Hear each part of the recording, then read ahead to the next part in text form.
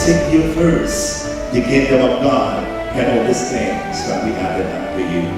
So, if we put God at the center of our life, you will be needing nothing because you have everything.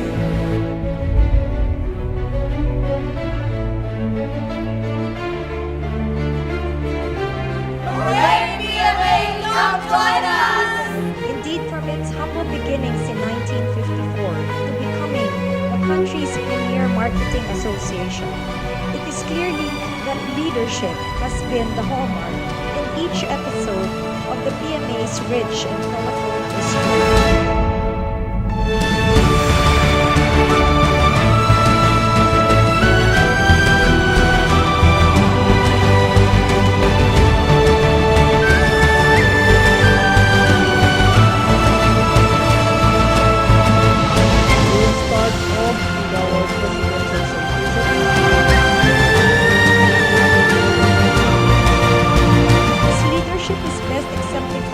Hard work and dedication of each and every one of our members, and I am truly honored to be among such a capable and committed circle of professionals.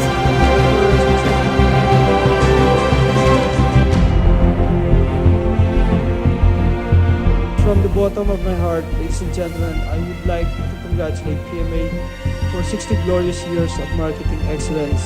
May its brilliance as the premier marketing association in the country continue for many more magnificent years.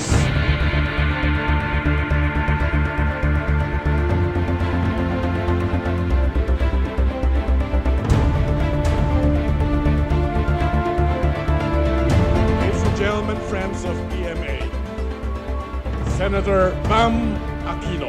The best thing about the Philippines are the Filipinos themselves.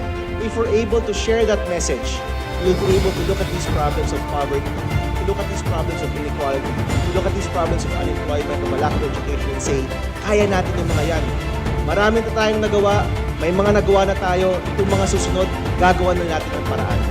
Not just the government alone, but all of us all together addressing these problems.